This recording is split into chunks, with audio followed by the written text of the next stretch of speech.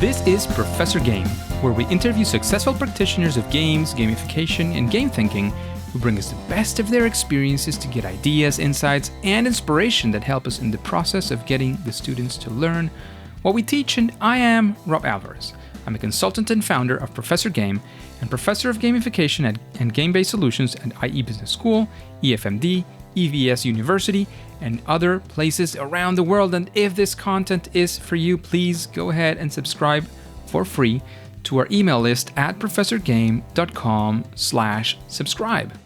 Hey engagers, and welcome back to another episode of the Professor Game podcast. And you might believe it or not, and when I say the full name, but we have a very special person with us today. But James, before we get started, are you prepared to engage? Of course. So, here we have today with us, we were discussing this in the pre-interview chat, James Bond. James I. Bond, just in case so you don't confuse him with a spy. He is one of America's leading behavioral management specialists and the author of the award-winning book, Brain Glue: How Selling Becomes Much Easier by Making Your Ideas Sticky. For 13 years, he ran one of Southern California's leading behavioral management firms, working with a who's who of Americans' business, and early in his career, he ran an advertising agency in Montreal. He's a workshop leader and past workshop chairman for the resource partner of the U.S. Small Business Administration, and has been featured guest speaker at 3 Southern California universities. He's uncovered a secret to becoming rich in business that's blowing people's mind by using brain science to make it much easier to get people to say yes to your ideas and buy your products. His goal is to create 1 million millionaires by using his ingenious game system. So, James Bond, is there anything that we're missing from that intro? No, except that people hang up on me sometimes because they think I'm kidding with my name, but no. Amazing. So, James, we want to know you a little bit better and understand, what does it look like to be you nowadays? What does a regular day with you look like? Besides people hanging up on me? I was telling you before, I had this friend I know whose name is Jesse James, and he's an investment banker, which is probably not the best name for a banker. Jesse James is a bank robber. But the first time I called him, I said, "Hi, is Jesse in?" And the secretary said, "Who's calling?" I said, "James Bond." She said, "Yeah, right," and hung up on me. And I called back, and she's laughing while she's apologizing. "Oh, so sorry." He doesn't sound like you're sorry, but anyway. But so I get a lot of that, but it's fun. I mean, it wasn't fun in the beginning. I was born after the books, but before the movies. My parents say it was just coincidence, but I think my parents had a sense of humor. What can I say? Amazing. So, James, can you tell us a story of a time when you were using this amazing technique that you've created, the brain glue technique, and it actually flopped, didn't work well? You had a first attempt at learning, but maybe it was early days. I don't know. We want to be there with you, take away some of those lessons. We want to, take away everything and anything that we can from that experience. Or behavioral science in general, of course. Okay. Well, so the book was originally called Sell More with the Right Brain Marketing Strategy. And I'm lucky enough to have Jack Canfield, who wrote Chicken Soup for the Soul and the whole series. I mean, he sold 500 million books, if you can imagine. 100 million Chicken Soup for the Soul and 400 million of the Chicken Soup for the Teenage Soul, Chicken Soup for the Cancer Survivor Soul, etc. So 500 million, it's 500 million books. I mean, it's amazing. He doesn't need my help. But he read my book and he got mad. He said, I have so many things to read. I started looking at your book and I couldn't put the damn thing down.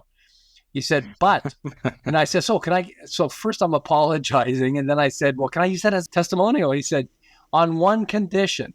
The book is called Sell More with the Right Brain Marketing Strategy, but you're telling us all to use brain glue. The whole book is about brain glue, which is, emotional selling. It's emotional words, brain glue. What's that, And I'll give you the quotes on condition that you change the title of the book.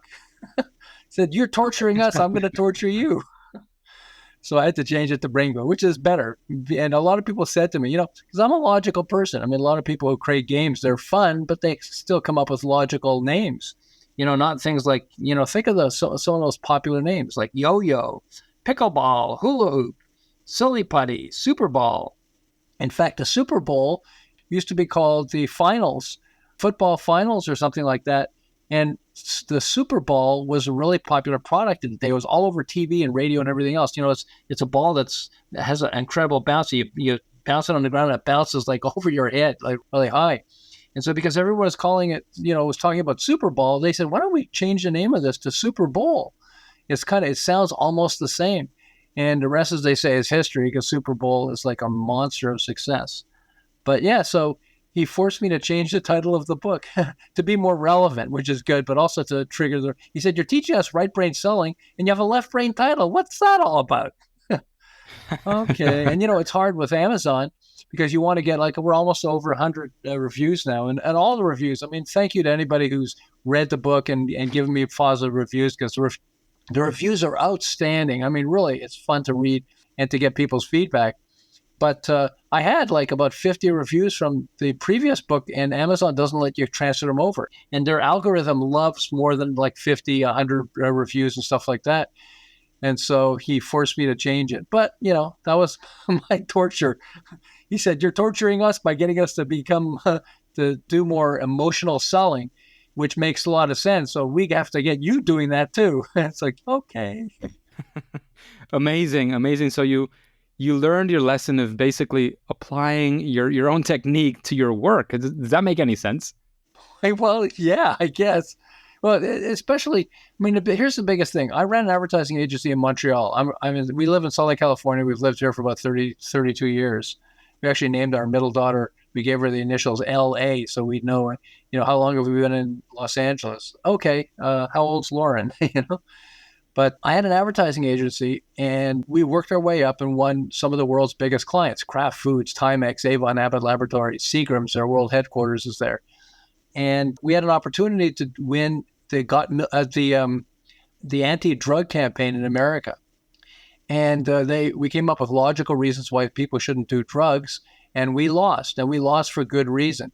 We lost to the campaign that had a guy holding an egg saying, this is your brain. And he cracked the shell and dropped it into a sizzling frying pan. This is your brain on drugs. Any questions? And when I saw it, two things happened. The first one was I recognized that was a gazillion times more powerful than the ad we had. We had logical reasons to not use drugs, but this was emotion. It touched you deep. And it was just profound. And it also terrified me, because I know how to do logical selling. I was, logic and math and, and all that stuff. But emotional selling, I don't understand how it works. And so what I did was, I recognized that school doesn't teach you emotional selling. And so what I did was I went to the library, but they have superficial things. Nobody teaches emotional selling when it's so profound and it's such a big moneymaker, regardless of the product or the game you have or whatever else. And so I figured, the scientist in me said, I bet I could figure out how this works, but I'm going to have to do this over a long period of time. So I took a box and I put it next to my computer, and I called it the passion box. And I wrote on a 3x5 card, your brain on drugs, so I'd remember it. And I put it in the box. And then I said, anytime I come across something that's emotional selling or emotionally impactful somehow, I'm going to put it in my box, my passion box. So that went on, and I said, I'm not going to overanalyze it because I don't understand it. So I'm not going to drive myself crazy yet. Okay. I just want to create a large inventory of all these emotional selling tool phrases, etc. And then I learned things like, I'm old enough to remember President John F. Kennedy before he got assassinated, Martin Luther King Jr. And Kennedy said, ask not what your country can do, ask what you can do for your country. And I went, whoa, that's powerful. My brain knew there was a pattern in there, but I didn't know what it was. Today I know it's called chiasmus, which is a flipping. It's like, when the going get tough, the tough get going. It's just a flipping of rhyme like. But I started putting those in my box. After about 10 years of doing this, I've been doing this for 35 years, so I'm old, okay? But after about 10 years, and we moved to Southern California, and just before we started our behavioral management firm, which became a blockbuster, which is really a whole other story, I met John Gray, and John Gray was telling me that he wrote a book called Men, Women, and Relationships, and it was phenomenal, one of the best relationship books ever. But he sold a few thousand copies. You can't make a living selling a few thousand copies of a book, even if you make, $1 a book or whatever. But he was telling me he was doing a seminar to try to promote the book, and he said something, and all the women in the audience laughed hysterically. And all the men looked at the women and went like, what are they laughing at? What's so funny? And then one of the women said, he started saying how It's interesting how men will laugh at certain things that women won't laugh at, and women will laugh at certain things that men won't laugh at. Now, of course, there's things that we all laugh at. And so one of the women said, it's almost like men are from a different planet. And he thought about it and he said, yeah, I guess men are from Mars. And everybody laughed, men and women. Huh. So when he got home, he was thinking, if men are from Mars, where are women from? Well, I guess women are from Venus. Venus is the god of love. And then he got this crazy idea. What if I change the title of my book? Because it's not selling much anyway. So what do I have to lose? What if I change it to Men Are From Mars, Women Are From Venus? Because I know it made my audience laugh. Maybe it'll make people laugh and they'll pick up the book. And then he changed, he just put references to Men Are From Mars, Women Are From Venus throughout the book, because you can't write a book about Men Are From Mars, Women Are From Venus, not reference it throughout the book. But it's the same book, okay? That's what he's telling me. It's the same book. It's just, if you put the two books together and went through them, you'd see it's the same book. And guess what happened? Okay? Almost overnight, he sold 500,000 copies, then 1 million, then 2 million, then 5 million. Guess how many books he's already sold of Men Are From Mars, Women Are From Venus? 50 million books. 50 million books. Gee, That's I not could a bad retire number. on that. How about you? A book. I want it. But I realized, all he did was change the title and suddenly his sales exploded. He went from a few thousand to 50 million. Wow, is that possible? And it made me, when I got home, I was going to put his book in my passion box, and I stopped and I said, no, this is too deep and too powerful. And so I made my bed. I don't think it was made. So I had a large surface to put stuff on, and I dumped the passion box on the bed. And I said, okay, Men Are From Mars, Women Are From Venus. What is that? That's a metaphor or analogy, okay? Because we men are not really from Mars. Well, maybe we are. I think a lot of women think we're from a different planet, but that's a whole other story. And I don't think we're really from Mars. But it's an analogy or a metaphor, okay? So what else are metaphors? And I started realizing things like Shark Tank, the TV show. It's not a tank full of sharks. It might feel like it if you're on the show, but it's not. It's if they called it the Investors Club or the Investors Show, do you think it would be as successful as Shark Tank? I don't think so. And I saw on the History Channel, they were talking about Dreyer's ice cream, that back, in the Great Depression, they invented Rocky Road ice cream. Actually, technically, one of the guys stole the name from somebody else, but that's fine. And basically, it's chocolate ice cream with nuts and marshmallows. But they said, well, it's like a Rocky Road, And they thought it was a cool name, Rocky Road ice cream. Also, it uses another brain glue tool called alliteration, which is a repetition of sounds. Rocky Road. And I started thinking of how many other products and ideas use alliteration. Coca-Cola, PayPal, Best Buy. Let's talk about all the games. Yo-yo, pickleball, hula hoop, squatty pot, silly potty. I have squatty potty because that's another product that took off like gangbusters. Hungry Hippo, Chinese checkers. You think it's a coincidence? I'm a baby boomer, that sticks to the brain because alliteration is one of the tools that sticks to the brain. It's just as cool as a cucumber, okay? Dead as a doornail. How dead is a doornail? I want to know, and yet alliteration, it sticks to the brain like glue. And then the other thing that Rocky Road uses is humor, and humor can be tremendously powerful. It triggers a chemical inside the body called oxytocin, which actually makes people more receptive to buying, believe it or not. And so Rocky Road was started during the Great Depression, and a nickname for the Great Depression was Rocky Road. We're all on a rocky road. So their concept was, well, we're all on a rocky road. We might as well eat Rocky Road ice cream. And it's funny.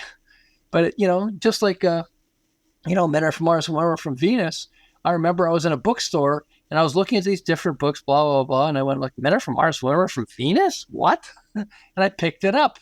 If you want to get somebody to buy your product or your game, guess the first thing you have to do is get them to pick it up. Or if it's an online thing, at least read more details. And so I picked it up and then I said, I started looking through it. I said, this is great. And I ended up buying it, which is how he sold 50 million books. That's not bad. That's amazing. And thinking about the way that you arrive to these kinds of things, and I'm not going to say you have everything figured out, but I'm sure you've broken down a big part of this process at this point, and with your understanding and all the science behind it. How do you do it? How do you arrive to something like that? Is there a process, some steps? Like, what do you do to at least get you closer to a moment like that one? So there are 14 tools, okay? And each one of the tools I give lots of examples and have an exercise. And also, anyone who gets the book, you also get access, which most people are taking, to this book that's like a game that shows you how to apply brain glue to any of the products or ideas that you have. But so let me give you two examples, okay? I saw on Shark Tank, I'm not a big, I don't watch, I used to watch it when it started, all that stuff, but I was watching a Shark Tank show and it had Wally Amos, who created Famous Amos cookies, okay? And he was sad. He was talking, he had another product that wasn't related to Famous Amos cookies or anything else. And he was saying how, he sold it and then they sold it again. He got like some money for it. He got $1 million and they sold it for like $60 million. So he didn't get a big chunk of the big money, but still he got $1 million. But, we can burn through that pretty fast, I guess, so some people. And so he had this other product, but it wasn't related to Famous Amos. He couldn't use the picture because he said, I can't use my name or my picture on it because, they sold that, and included with the sale was the rights to Famous Amos and my picture. Okay. So he showed this other product, and people on Shark Tank really wanted to invest in him. Wally Amos, he's kind of famous. I mean, he's famous, of course, but I mean, he personally is kind of famous. But they couldn't because there was no hook to the product he was offering. And so I was thinking about this. I'm trying to reach out Wally Amos. So somebody knows Wally Amos out there, then, maybe we can make the connection. And I went, okay, so here's brain glue thinking. So we can't use Famous Amos, and we can't use his picture, okay? But his name is Wally Amos. So maybe we can have fun with his name, Wally. Oh, how about Wally Balls, which is alliteration, okay? Wally Ball sounds like volleyball. Wally Balls. And let's create cookies that are in the shape of balls. So it's a ball cookie, Wally Balls. It's a new invention, And then put a picture of him, but from the back of his head instead of the front of his head, with a note that says, I can't use my name. And on the back it says, hi, my name is Wally Amos. I created a famous cookie or cookie famous product, but I'm not allowed to show my face anymore. So you could have really fun with that. But something like Wally Balls could be tremendously successful very quickly. And I know if he came up and he said, well, I now got a new product called Wally Balls. I can't use my face, but I have got the back of my head and a note that says I'm not allowed to use my face. And then on the back, you explain why, that people would buy it. I know without a blink that the people on Shark Tank would have invested in him because it sticks to the brain like glue. I have this guy who's a baker, and he was telling me, can you help me with the name of my bakery? I think his name is Bob Johnson or something. He was going to call it Johnson's Bakery. And I said, let's use alliteration. I'm picking alliteration, but there are 14 tools, remember, okay? And I said, so why don't we can call it Big Bob's Bakery? And he said, oh, that's a great one. And we'll call it Big Bob's Bakery. It'll stick to the mind. I said, or if you really want to have fun, you can call it Bad Boys Bakery. He loved that name, and now its bakery is going to be called Bad Boys Bakery, okay? It's alliteration. So this mom says to me, okay, you're an expert in brain glue. I'm like, oh, okay. What are you going to ask me? She said, no, I've got my 14-year-old son, and he's driving me nuts because he's asking, Mommy, why do we have to follow so many rules in life? Okay. She said, how do I answer that? So I said, okay. So rules. Well, what rhymes with rules? Because rhyme is one of the tools in brain glue. Like, if the gloves don't fit, you must acquit, from O.J. Simpson's trial. Okay. I mean, he used rhyme to get O.J. Simpson off from an almost certain guilty verdict. Okay. But so this woman said, so the mom, we sat down and said, okay, so fools rhymes with rules. So we could say only fools don't follow rules. Oh, there's one. Okay. But let's make it even bigger. Let's use an analogy or a metaphor as well. And so I sat down with her and her son, and I said, so you were asking your mom, why do you have to follow so many rules in life, right? And he said, yeah. I said, well, when you're thirsty, you could drink out of the toilet, but why would you ever want to? Remember, only fools don't follow rules. And then he said to me, oh, that makes sense. Now, first of all, to get a 14-year-old to say anything makes sense is a miracle. So let's start there. I escaped before he asked me another question. But the second thing was, does it really make sense, or did I just trigger parts of the brain? So let me give you two phrases that do the same thing, okay? The first one is a political one. I guess both are kind of political. The first one is, you can't hug a child with nuclear arms. What we're doing is it's anchoring. It's anchoring two phrases together that don't normally fit together. You can't hug a child. So hug a child makes you, it's an emotional phrase. Nuclear arms could also be an emotional phrase, but they don't go together. But if you say you can't hug a child with nuclear arms, whoa, that's, it resonates. Here's another one. And I don't want to say I'm not pro or anti-gun. I don't want to get into any of this stuff, but because I'm focused on brain glue, I was fascinated by the power of this. And this comedian said, the right to bear arms is almost as crazy as the right to arm bears. Now that resonates with the brain, even though it's nuts. There's no logic to it, but it sticks to the brain. I said it to people. And I'll say, by the way, do you remember my arms one? And people, I told them it like 6 months ago, and they say, yeah, I remember it. The right to bear arms is almost as crazy as the right to arm bears. I mean, maybe it doesn't stick with everybody's brain, but it sticks with a lot of people's brain, and it resonates because it's following a pattern that's already wired into the brain. And in fact, let me give you two patterns, okay, that brain glue is based on. So the first pattern is something called redintegration, not reintegration, but redintegration, okay? And redintegration is the brain's need for completion. It's like you're watching a crappy movie or a TV show, but you have watch it to the end, okay? I went into the living room and my wife was watching a TV show and I said, hey, Pam, is this any good? And she goes, nah, it's stupid. I said, so why are you watching it? She says, I want to see how it turns out. Okay. So one of the most powerful tools, probably the most powerful tool of human interaction is what? I'm using it now, aren't I? Can you tell what I'm doing? It's questions. Yeah. Questions are powerful because our brain is wired that when we hear a question, we answer it. Okay. It's funny. I say it to a large audience because I work with the U.S. Small Business Administration. So sometimes I'll have 200 or 300 people in an audience. And I'll explain this to them that we answer questions, don't we? Are you going to keep answering my questions? What do you think? And then people will obviously stop shaking their head. I said, you're not shaking your head, but inside your head, you're still, I got you engaged, don't I? They said, yes, okay. It's really powerful because there are certain things that are wired into us. So like if you have a pattern that's wired into you, I'll give you a phrase, okay? So when you go to a department store, there's this famous guy who is an early sales trainer who is just absolutely incredible. And one of his clients was Macy's department store in the early days of Macy's. And when a sales clerk comes up to you, and one of the first things they're going to say is, may I help you? And then people often say, no, thanks, just looking, or something like that, So he trained salespeople to say, could you help me? And it just floored people. Like, what? Because they're so used to, well, may I help you? And so having a salesperson come up and say, could you help me? They would go, yeah, sure. What? Well, I'm a new salesperson and my boss is watching. So can I help you? And it just because you took this phrase and you twisted the end, suddenly, it grabs their attention. So that's redintegration. Well, here's another one, which is asymmetry. So redintegration means we like symmetry, okay? That's one of the tools of redintegration is symmetry, which is like the left. My wife looks at a guy on TV and one of his eyes is sort of drooping and it drives her nuts because she says if you cover half his face, it looks like one guy. If you cover the other half of the face, it looks like another guy. So when two sides of the face or something that you're presenting is odd enough that it stands out from the audience, then they tend to be focused on it. It works with brain glue. So let me talk about Marilyn Monroe.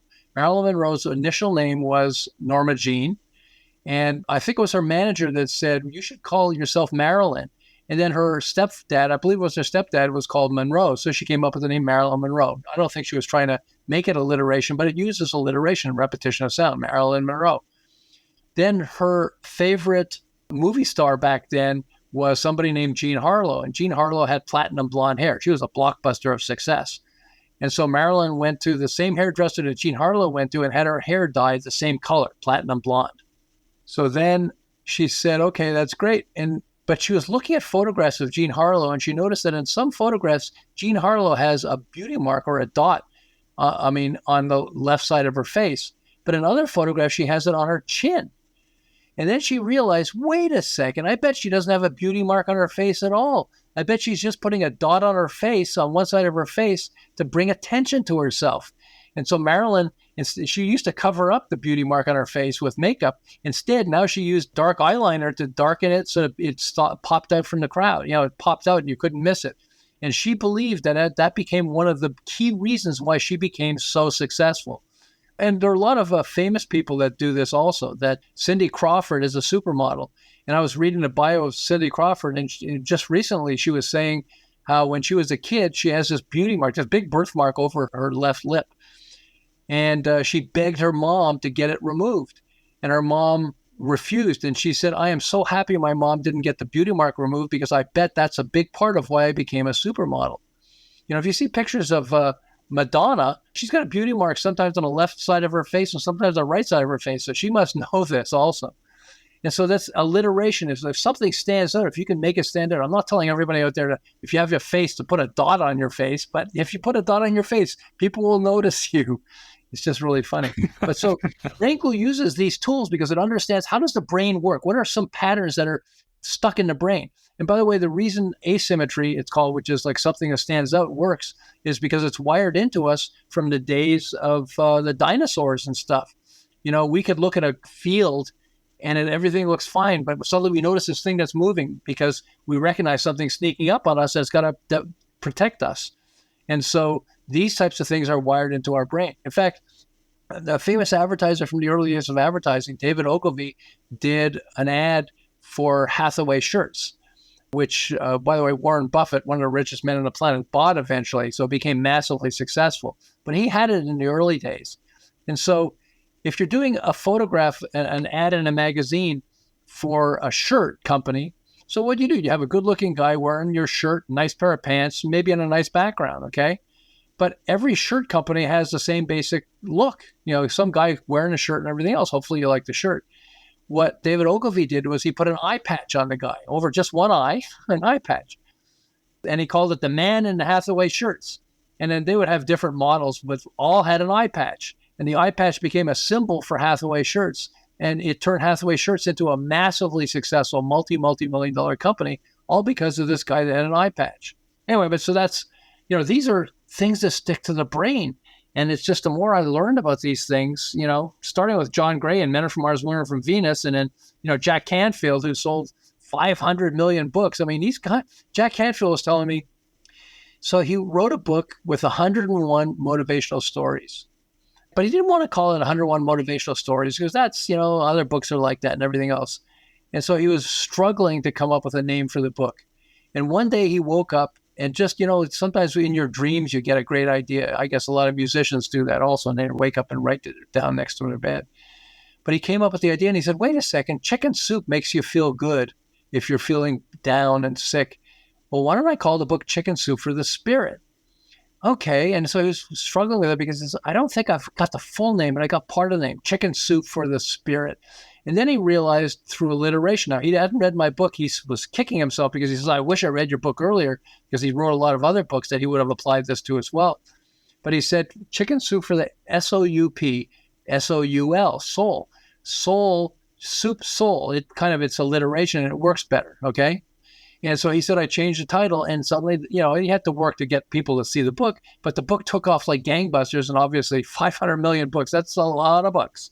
But he said he's written 47 other books, and now that he's looked at the, you know, Brain Glue and he's read the book, he said, I would have renamed a bunch of my other books.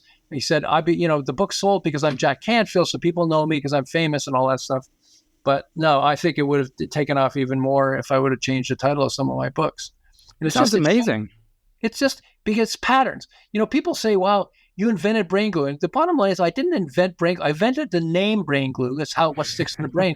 But it's out there. You know, we don't really, you know, Chicken Soup for the Soul. Jack Canfield used brain glue. He didn't even know he was using it. But he was like using the tools. And so now what happens is people go through this and they go through the exercises in the book with each one of the 14 areas. And they start realizing, whoa, I can, you know, you don't have to apply all 14 of them. You can often just apply one. And suddenly your product takes off. They have this couple, a mom and her son in Utah. And she's sitting in the bathroom and she goes like, I need to, you know, raise my foot, put my foot on a little stool while I'm in the bathroom because it changes the shape of the body so you can go to the bathroom better. I don't want to get too much into that. But they said, so we want to create a product, even though we've never been in business before. We want to create a product that's going to do this, and it's going to be really cool. We're not going to call it toilet stool. What would be a good name? Well, let's see. Another name for toilet is potty. Okay, so what do we do? Well, we're squatting. Squatty potty. Oh, squatty potty. What a great name. And within 2 years, they sold $100 million worth of product. Okay. This guy, Paul Tran, he made an electric razor that shaves man's private areas. Okay. And so he wanted to come up with a name that was not offensive, that wouldn't offend people, but was clear and obvious what it does. So what do you come up with? He was thinking, and this is one of the elements that you want to do analogy or metaphor is really strong. Now I'm picking these, just a few of them, so I don't overload your audience, but there are 14 of these tools, and it's amazing how they work. So he said, an electric razor that shaves man's private areas. So a funky analogy would be, it's like a lawnmower. Why don't I call my product a lawnmower? In fact, why don't I call my name of my company Manscaped? So we're landscaping a man with a lawnmower. And his sales exploded. One of the major, electric razor companies was trying to buy him. And I think he didn't sell it because he wanted more money. But he's like, and think about it, okay? So you buy this product that shaves your private areas, and it's called the lawnmower. So first you're going to laugh while you're buying it, okay? And then you're going to share it with friends, all the guys. Hey, guess what? I just bought the lawnmower, But it sticks to the brain. And if you think of, again, I'll go back to it because, a lot of your people are into games and stuff. It also could be how the way you describe the game too will really blow people's minds. But I mean, I go back to yo-yo, pickleball, hula hoop, squat, silly potty, and stuff like that. But so here's how you can use a phrase. I'm talking about how to use a phrase to help boost the sales of your product or game. Here's a way to screw your competitor. Now, I'm not suggesting any of you guys do this, okay, or gals out there. But how about this phrase? The whiter your bread, the quicker you're dead. So let me tell you how this one worked, okay? This one almost bankrupted America's top bread company. So Wonder Bread invented sliced bread, back in the early days. And they dominated the market for over 10 years because they invented white bread. And it's bleached. They bleach it so it's white. But bread used to be sold all as a single loaf, okay? And they invented the concept of sliced bread. In fact, you've probably heard the term, oh, that's almost the best thing since sliced bread. Well, they're talking about Wonder Bread, even though they may not realize it. So Wonder Bread dominated the marketplace. Even though other people started slicing their bread and everything, Wonder Bread started it and everybody bought Wonder Bread. Then they had this illness that struck America. It probably struck the world. It was called pellagra. Very similar to COVID, okay? And people were dying and they didn't know why. Then when they discovered it's because of an absence of vitamin B3. And vitamin B3 is one of the essential vitamins. Niacin is something they use to fortify bread and other products now because niacin is loaded with vitamin B3. But back then, especially Wonder Bread was bleached. And so it kills off a lot of the nutrients in there, particularly vitamin B3. And so a competitor, I think it was two competitors, they came up with this idea and they told it to the news media, back then. And suddenly it took off like gangbusters. Hey, the whiter your bread, the quicker, remember, the whiter your bread, the quicker you're dead. And people go like, what? Oh, I can't eat Wonder Bread anymore. And it almost bankrupted Wonder Bread. Eventually, Wonder Bread invented fortified food. They put niacin in it and other things in it, and then they started coming back. But never as much as they dominated the marketplace before the phrase, the whiter your bread, the quicker you're dead worked. And I was talking about O.J. Simpson. I mean, it's just, you don't realize these things, because they stick to the brain, it activates the emotion sides of the brain. Yeah. It's amazing. And like, as you start understanding that this actually triggers, there are two famous scientists. There's Gerald Saltman, who's a Harvard Business School professor, and Daniel Kahneman, who was a Nobel Prize winning psychologist. And they both discovered in two different areas, and they promote it and they talk about it because they discovered this, that more than 90% of decision making happens on the right side of the brain, the emotion side of the brain. That's why people love games, because games are patterns. It's a pattern. Once you learn the pattern, it's kind of fun and you're playing a game. Also, when you mix work with play, the mind defers to play. Somebody can come home exhausted and say, you want to play football? Yeah. Suddenly I have energy. But so games are awesome that way, but you want to trigger it. You want to trigger the game also with a name that resonates with brain glue. That is amazing. I mean, engagers, if you've been listening to the past, I don't know, it's already been like 30 minutes of just pure gold coming out of James's mouth and giving us so many recommendations, so many great examples of things that have happened around the world. So, James, again, we're running out of time. I'm super excited about everything that's come up. I'm sure the engagers will find a lot of value in things that they can implement in their classrooms, in their games and their gamified strategies. So first thing first, James Bond, thank you very much for being on the podcast, giving away all of that understanding, all that knowledge.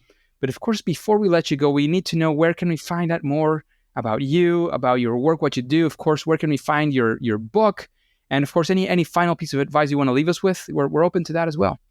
Sure. Well, first, the book is the easy way to get to it on Amazon is go to braingluebook.com, and that'll take you right to Amazon so you can see. And there's free chapters you can get. There's an audiobook also. I didn't narrate. We had a fabulous narrator. He's hilarious. So you can listen to some of that too.